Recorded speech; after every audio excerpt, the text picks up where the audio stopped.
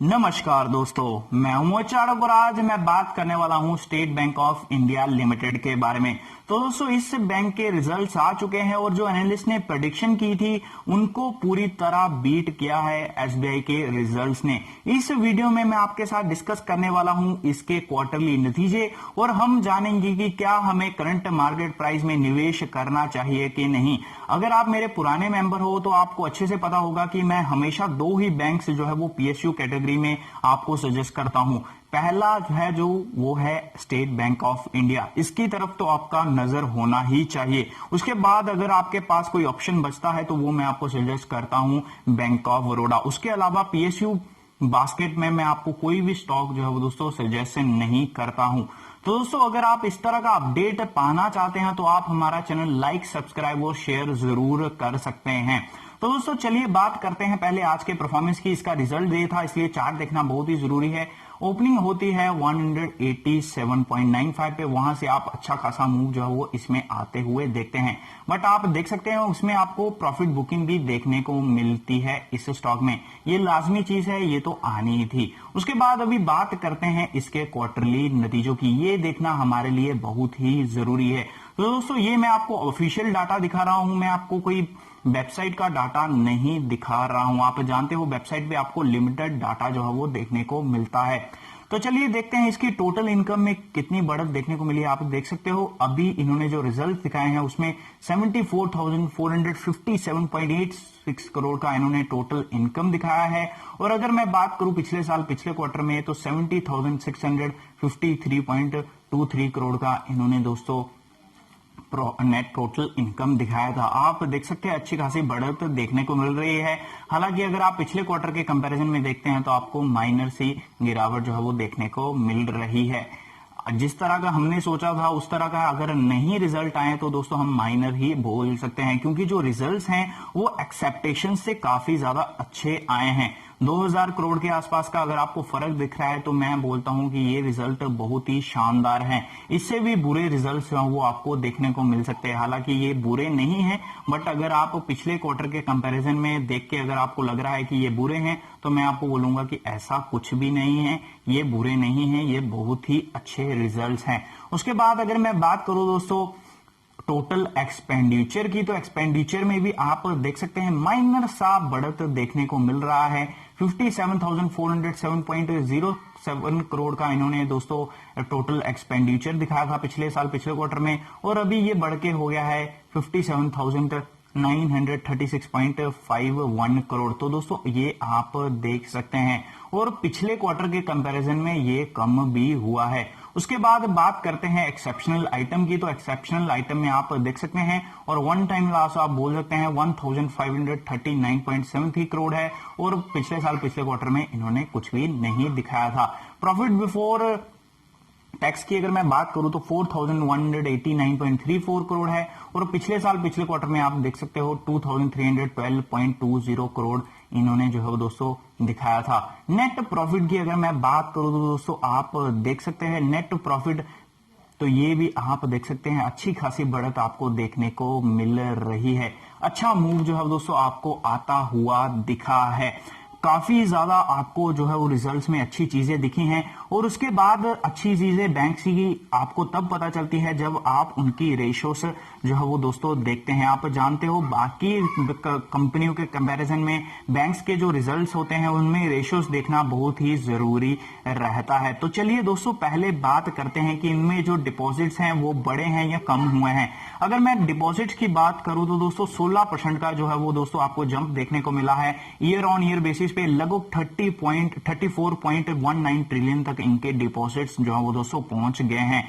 Total advances की अगर मैं बात करूं ईयर ऑन ईयर बेसिस पे तो उसमें आपको 7.6% का जंप जो है दोस्तों देखने को मिला है ईयर ऑन ईयर बेसिस पे, और ये लगभग पहुंच गया है 22.98 ट्रिलियन तक। तो दोस्तों आप देख सकते हो बैंक सबसे बड़ा पीएसयू बैंक है, इसमें कोई दो राय नहीं है। शानदार जो है वो दोस्तों बैंक है।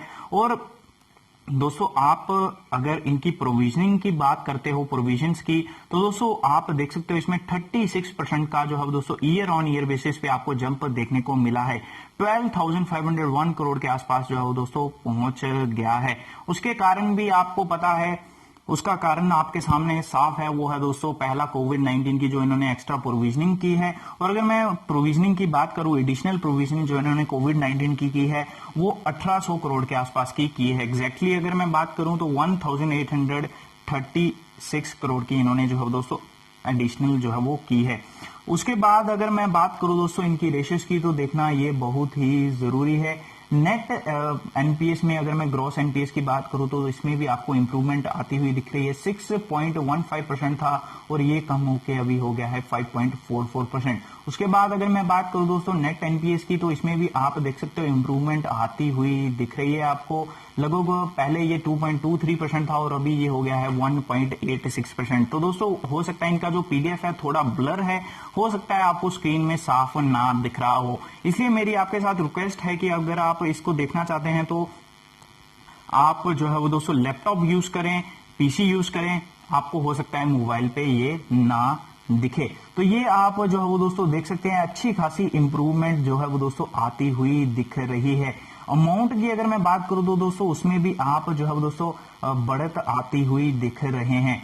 और अगर पिछले साल पिछले क्वार्टर के कंपैरिजन में देखते हो तो आपको अच्छी खासी जो है वो दोस्तों कमी आती हुई दिख रही है ग्रॉस एनपीएस में। उसके बाद हालांकि अगर आप दोस्तों इसका जो है वो नेट एनपीएस देखते हैं उसमें भी आपको अच्छी खासी बढ़त कमी आती हुई दिख रही है। उसके बाद अगर आप पिछले साल पिछले क्वार्टर में देखते हैं ग्रॉस एनपीएस, तो उसमें भी आपको कमी आती हुई दिख रही है। 7.53% था पिछले साल पिछले क्वार्टर में और अभी ये पहुंच गया है 5.44%। तो इंप्रूवमेंट जो है वो आप देख सकते हैं पिछले क्वार्टर के कंपैरिजन में भी आपको जो है दोस्तों इंप्रूवमेंट देखने को मिल रही है, अच्छी इंप्रूवमेंट जो है वो दोस्तों आपको मिल रही है देखने को। उसके बाद अमाउंट की अगर मैं बात करूं तो दोस्तों पिछले साल पिछले क्वार्टर में 1,68,493.94 करोड़ था और अभी ये अगर मैं ग्रॉस नॉन परफॉर्मिंग एसेट्स की बात करूं तो ये रह गया है 1,29,660.69 करोड़। उसके बाद अगर मैं बात करूं नेट नॉन परफॉर्मिंग एसेट्स की, तो उसमें भी आप देख सकते हो ये 65 करोड़ के आसपास 1000 करोड़ के आसपास था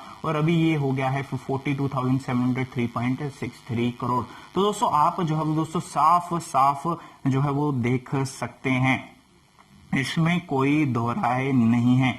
तो दोस्तों आप जानते हो मोरेटोरियम की भी आपको जो है वो इसमें थोड़ी सी नॉलेज जो है वो दोस्तों होनी चाहिए, इसमें कोई दो राय नहीं है, इसलिए मैं आपको उनका स्टेटमेंट जो है वो पढ़ा के दिखाता हूं। However asset quality this quarter is likely to remain unresolved even as shares of moratorium loans is likely to moderate from 15 to 50% to 10 to 30% of loans. It said, adding that over the past few months, the resumption of economic activity and collection efforts, loans under moratorium for the lender have started to moderate. तो दोस्तों ये जो है वो दोस्तों आप पढ़ सकते हैं, आपके सामने जो है वो दोस्तों मैंने ये अनाउंस किया है और आप ये सुन के अंदाजा लगा सकते हैं। तो जो रिजल्ट्स मेरे नजर में मुझे दिखे हैं वो बेटर देन एक्सपेक्टेशंस हैं, जो मैंने सोचा था वो बहुत ही शानदार जो है वो दोस्तों देखने को मिले हैं।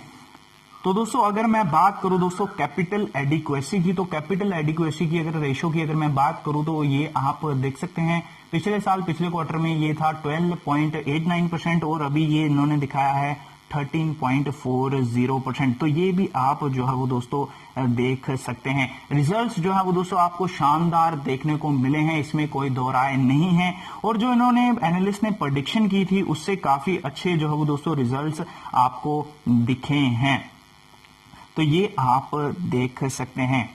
तो काफी शानदार जो है वो दोस्तों रिजल्ट्स देखने को मिले हैं, इसमें कोई दो राय नहीं है। तो दोस्तों अगर आपको ये पीडीएफ चाहिए तो आप जो है दोस्तों मेरे को पर्सनली मैसेज कर सकते हैं, मैं आपको जो है दोस्तों इनकी पीडीएफ जो है वो प्रोवाइड कर दूंगा, आप डीपली जो है दोस्तों इसको डिस्कस कर पाएंगे। तो चलिए दोस्तों बात करते हैं आज के ट्रेड की, आज कैसा ट्रेड उठाया है इन्होंने ये देखना भी हमारे लिए बहुत ही जरूरी रहेगा। आज रिजल्ट डे था तो आपको रिजल्ट डे पे हमेशा एनएससी की वेबसाइट पे जरूर विजिट करना चाहिए। प्रीवियस क्लोज आप देख सकते हैं इसका 186.55 है, ओपनिंग होती है इसकी अच्छी 188 पे, हाई बनाता है दोस्तों 194.85 का, लो बनाता है 186.70 का। ट्रेडेड वॉल्यूम की अगर मैं बात करूं तो आज वॉल्यूम आप शानदार देख सकते हैं 1 करोड़ 14 करोड़ 58 लाख 77,514 शेयर जो है वो दोस्तों ट्रेड होते हैं। शानदार जो है वो दोस्तों आज वॉल्यूम ट्रेड हुई है। और डाटा दोस्तों ये आप देख सकते हो 3 बजे तक का अवेलेबल है और लगभग 2 करोड़ 14 लाख 90,850 शेयर्स के आसपास जो है वो दोस्तों डिलीवरी पे उठाए गए हैं शेयर्स। और अगर मैं बात करूं percentage of deliverable quantity to traded quantity तो 16.11% की जो है वो दोस्तों डिलीवरी उठाई गई है। 2 करोड़ की डिलीवरी जो होती है वो दोस्तों बहुत ही ज्यादा डिलीवरी होती है। और ये डाटा जो है वो दोस्तों आपको चेंज होता हुआ दिखेगा। अभी डाटा जो है वो पूरा अपडेट नहीं हुआ है, तो जब पूरा डाटा अपडेट होगा तो आप वेबसाइट विजिट करिएगा। आज वॉल्यूम जो है वो दोस्तों शानदार ट्रेड होती हुई दिखी है।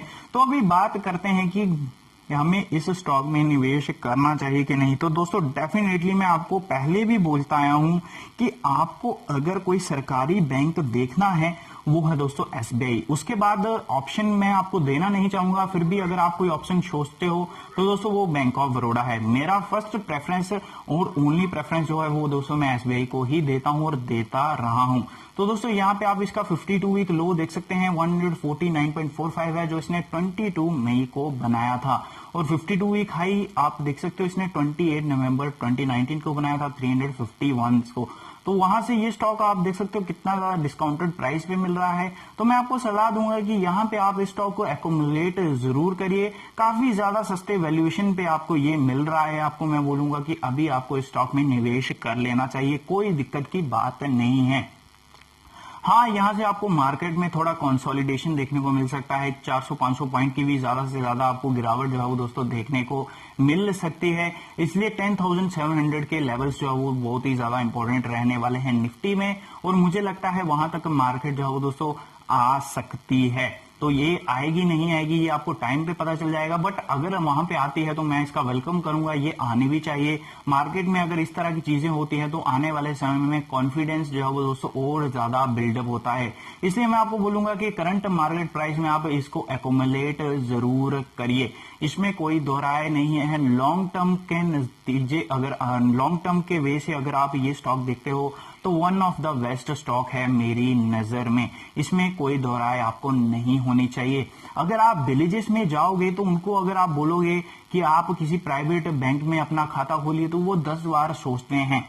और अगर आप उनको बोलोगे कि एसबीआई में अपना खाता खोल दो तो वो झटके से खोल देंगे। हालांकि वो पहले प्रेफरेंस जो है वो ग्रामीण बैंक्स में ही देते हैं, बट जो आर्मी में लोग होते हैं, काफी सारे गांव के लोग जो हैं वो आर्मी में होते हैं, तो आर्मी में होने के कारण उनके खाते कहां पे होंगे, वो है दोस्तों एसबीआई। मैक्सिमम 95 से लेकर 99% जो आर्मी के खाते होते हैं वो एसबीआई में ही होते हैं। तो इसलिए आपको इस बात का अंदाजा लगाना चाहिए कि जो विलेजेस के लोग हैं, खास करके जो इंडियन आर्मी या फिर किसी भी पैरामिलिट्री फोर्सेस के लोग हैं, वो एसबीआई का ही खाता इस्तेमाल करते हैं। या फिर आपको पता है जो लोग थोड़े पुराने हैं वो प्राइवेट बैंक्स पे कभी भी भरोसा नहीं करते हैं। इसलिए अगर आप जो है दोस्तों इस स्टॉक को लेना चाहते हैं तो आपको फ्यूचर को लेके कोई भी चिंता नहीं होनी चाहिए। पहला तो ये पीएसयू है और दूसरा इनका जो स्टॉक है वो बहुत ही अच्छा है। तो वीडियो अच्छी लगे लाइक और सब्सक्राइब जरूर करें।